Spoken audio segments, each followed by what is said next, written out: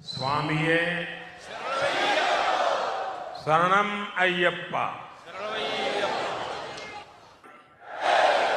भारत माता की। स्वामिये शरणम अय्यप्पा।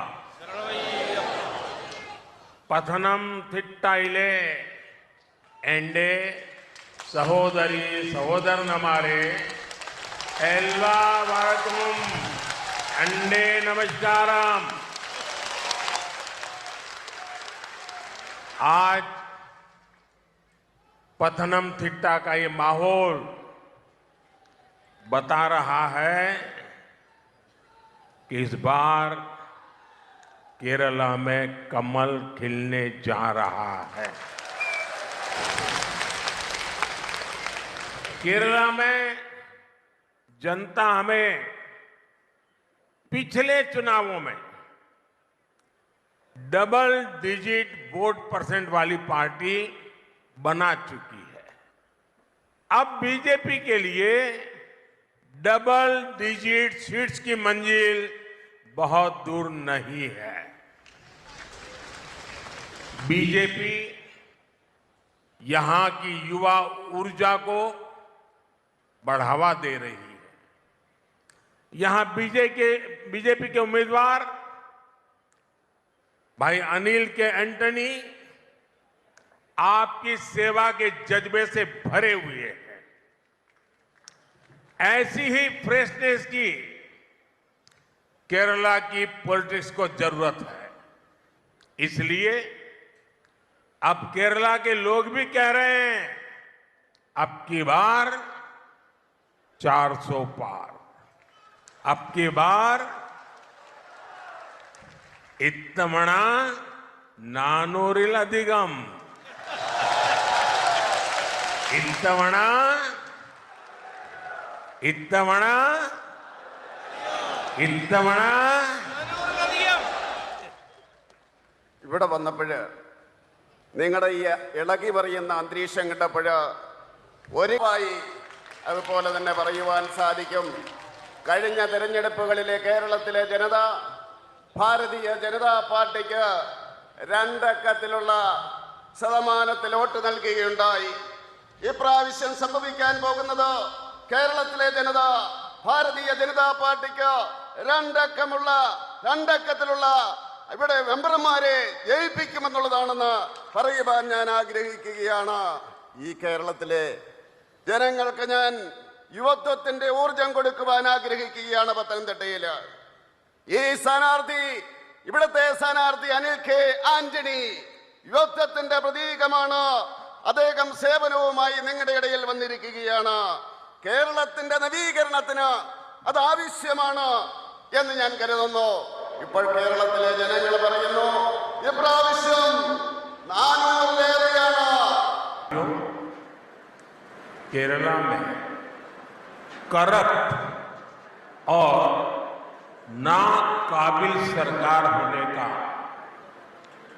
बहुत बड़ा नुकसान केरल के आप सब मेरे भाई बहनों को उठाना पड़ रहा है। हम जानते हैं यहां रबर के किसान हैं, कितनी मुसीबतों से रबर का किसान गुजारा कर रहा है। लेकिन एलडीएफ और यूडीएफ ने अपनी आंखें बंद कर रखी है। केरला में कानून व्यवस्था का हाल भी बहुत बुरा है। यहां तक कि चर्च के पादरी भी हिंसा के शिकार हो रहे हैं। कितने ही कॉलेज कैंपस कम्युनिस्टों के गुंडों के अड्डे बन गए हैं।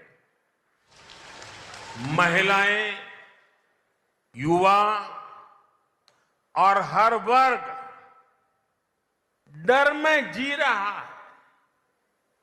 राज्य सरकार में बैठे लोग चैन की नींद सो रहे हैं। केरला को इन समस्याओं से छुटकारा तभी मिलेगा जब एक बार कांग्रेस, एक बार एलडीएफ, ये जो मिली भगत का चक्कर चल रहा है ना, वो चक्कर जब टूटेगा तब जाकर के आपको न्याय मिलेगा। കേരളത്തില് അഴിമതിയെങ്കിൽ മാത്രമേ ഈ കേരളത്തില് മോചനം നേടുകയുള്ളൂ എന്ന് പറയുവാൻ ഞാൻ ആഗ്രഹിക്കുകയാണ്.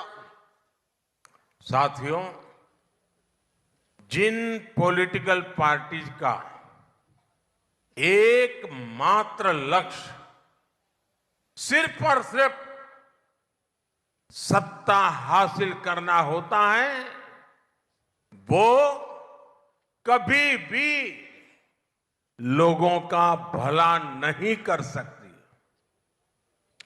यहां एलडीएफ, यूडीएफ दोनों लड़ने का दिखावा तो कर रहे हैं, लेकिन दिल्ली जाकर एक दूसरे को गले मिल जाते हैं।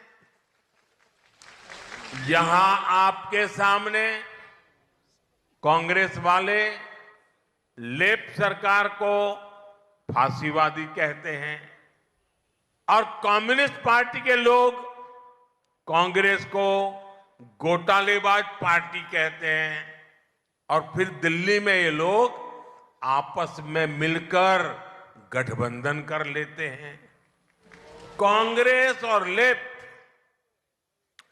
इन दोनों ने ही केरला को खूब ठगा है। इस खेल को केरला के लोग अब समझ गए हैं। खास करके मेरी माताएं बहनें, मेरे नौजवान उनके इस खेल को बराबर समझ गए हैं। ഈ കേരളത്തില് അധികാരത്തിൽ വരുന്നതിന് വേണ്ടി മാത്രം പ്രവർത്തിക്കുന്ന രാഷ്ട്രീയ കക്ഷികളാണ്. അവർക്ക് ഇവിടുത്തെ ജനങ്ങൾക്ക് വേണ്ടി ഒന്നും ചെയ്യുവാൻ സാധിക്കില്ല.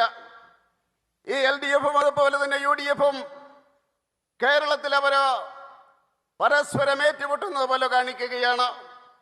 പക്ഷേ ഡൽഹിയിൽ ചെന്ന് കഴിഞ്ഞാൽ അവർ പരസ്പരം തോളോട് തോർന്ന് നിൽക്കുകയാണ്. തീർച്ചയായിട്ടും ഇവിടുത്തെ ജനങ്ങളെ കബളിപ്പിക്കുകയാണ് ചെയ്യുന്നത് ഈ എൽഡിഎഫും യുഡിഎഫും. ഇവിടുത്തെ സഹോദരിമാര്, അമ്മമാര്, യുവാക്കള് ഇവർക്കെതിരെ ശക്തമായിട്ട് പ്രതികരിക്കേണ്ട അവസരം വന്നിരിക്കുകയാണ്.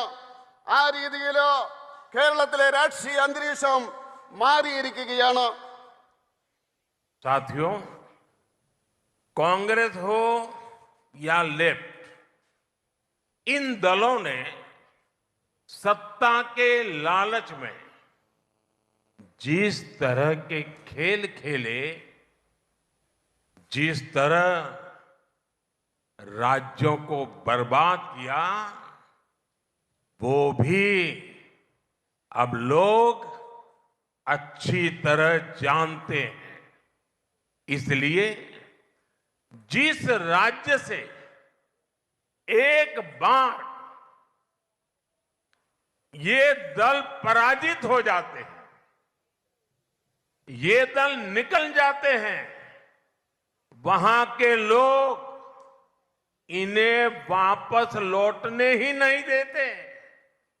अब देखिए पड़ोस में तमिलनाडु, तमिलनाडु में कांग्रेस ने 1962 में आखिरी चुनाव जीता था। यूपी, गुजरात, बिहार में भी कांग्रेस ने 4 दशक पहले, 4 डेकेड पहले आखिरी चुनाव जीता था। ओडिशा में भी कांग्रेस 3 दशक से सरकार से बाहर ही है। देश के कितने ही राज्यों में आज कांग्रेस का एक मेंबर ऑफ पार्लियामेंट भी नहीं है। अब आप देखिए त्रिपुरा, बंगाल, इन राज्यों में ये लेफ्ट पार्टियों का सितारा इतना चमकता था, 3-3, 4 दशक तक उन्हीं की चलती थी। लेकिन एक बार जब लोगों ने त्रिपुरा से उनको हटाया, बंगाल से लेफ्ट वालों को हटाया, उसके बाद कितने ही साल हो गए, कांग्रेस को और लेफ्ट को ये कोई घुसने नहीं देता है। ऐसे राज्यों के लोगों को ये सच्चाई पता है कि जितने साल उन्होंने कांग्रेस पर भरोसा किया, जितने साल उन्होंने लेफ्ट पर भरोसा किया, उतने साल उस राज्य का सर्वाधिक नुकसान हुआ है। രാഷ്ട്രീയ ലക്ഷ്യം വെച്ചുകൊണ്ട് അധികാരത്തിൽ വരുവാൻ ശ്രമിക്കുന്ന ഈ പാർട്ടികൾ സംസ്ഥാനങ്ങൾക്ക് എന്തുമാത്രം നഷ്ടമുണ്ടാക്കി എന്നുള്ളത് നമുക്ക് മനസ്സിലാക്കുവാൻ സാധിക്കും. അതുകൊണ്ട് തന്നെ ഒരു സംസ്ഥാനത്ത് നിന്ന് ഈ രാഷ്ട്രീയ പാർട്ടികൾ പുറത്താക്കി കഴിഞ്ഞാലോ, കോൺഗ്രസ് ആയാലും കമ്മ്യൂണിസ്റ്റ് പാർട്ടി ആയാലും, പിന്നെ ഒരിക്കലും ആ ജനത അവരെ തിരിച്ചു കൊണ്ടുവരുന്നില്ല. നമുക്ക് നോക്കാം, അയൽ സംസ്ഥാനമായിട്ടുള്ള തമിഴ്നാട്ടിലോ കോൺഗ്രസ് 1962 ആണ് അവസാനം തിരഞ്ഞെടുപ്പിൽ ജയിച്ചത്. എന്നിവരെയും അവർക്ക് തിരിച്ചു വരുവാൻ സാധിച്ചിട്ടില്ല. യുപിയിലും ഗുജറാത്തിലും ബംഗാളിലും 4 പതിറ്റാണ്ട് മുമ്പാണ് കോൺഗ്രസിന്റെ അവസാനത്തെ സർക്കാർ ഉണ്ടായത്. ഒറീസയിലോ ഏതാണ്ട് 3 പതിറ്റാണ്ട് മുമ്പാണ് കോൺഗ്രസ് അധികാരത്തിൽ നിന്ന് പുറത്തായത്. രാജ്യത്ത് എത്രത്തോളം സംസ്ഥാനങ്ങളിൽ കോൺഗ്രസിന് ഒരു പാർലമെന്റ് മെമ്പർ പോലും ഇല്ലാത്ത സംസ്ഥാനങ്ങളുണ്ട്. നമുക്കറിയാം, ത്രിപുരയിലും ബംഗാളിലും ആ ചുവപ്പ് താരം എത്രമാത്രം തിളങ്ങിയിരുന്നതാണ്. ഇന്ന് അവിടുത്തെ ജനങ്ങൾ അവരെ തിരിച്ചറിഞ്ഞിരിക്കുന്നു. അവരെ അധികാരത്തിൽ നിന്നും തുത്തെറിഞ്ഞു. അവർക്കിനിയും വരുവാൻ സാധിക്കില്ല. ഈ കോൺഗ്രസും അതുപോലെ തന്നെ കമ്മ്യൂണിസ്റ്റുകാരും അധികാരത്തിരുന്ന എല്ലാ സംസ്ഥാനങ്ങളിലും ആ സംസ്ഥാനത്തിലെ ജനങ്ങൾക്ക് എത്രമാത്രം നഷ്ടമുണ്ടാക്കിയിട്ടുണ്ട് എന്ന് നമുക്ക് മനസ്സിലാക്കുവാൻ സാധിക്കും. साथियों, केरला की अपनी महान परंपरा है, समृद्ध परंपरा है, और केरला के लोग, यहां के नागरिक प्रोग्रेसिव लोग हैं, अच्छा सोचने वाले लोग हैं, दूर का सोचने वाले लोग हैं।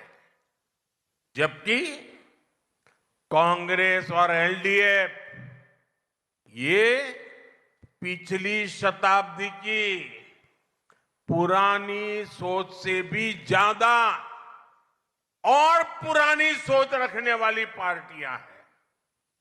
कांग्रेस पार्टी अभी तक 19वीं सदी की सोच के साथ ही चल रही है। एलडीएफ भी एक विलुप्त और आउटडेटेड विचारधारा पर आश्रित है। इन दोनों का कल्चर भी केरला की महान परंपराओं और केरला की प्रगतिशील जनता की विचारधारा से बिल्कुल उलट है। ये लोग संसद में, आप सोचिए, 21वीं सदी में ये लोग संसद में 3 तलाक के खिलाफ जो कानून बन रहा था उसका विरोध कर रहे थे। ये लोग ओबीसी कमीशन का विरोध करते हैं। ये लोग आर्थिक रूप से कमजोर वर्ग को आरक्षण देना है तो उसका विरोध करते हैं।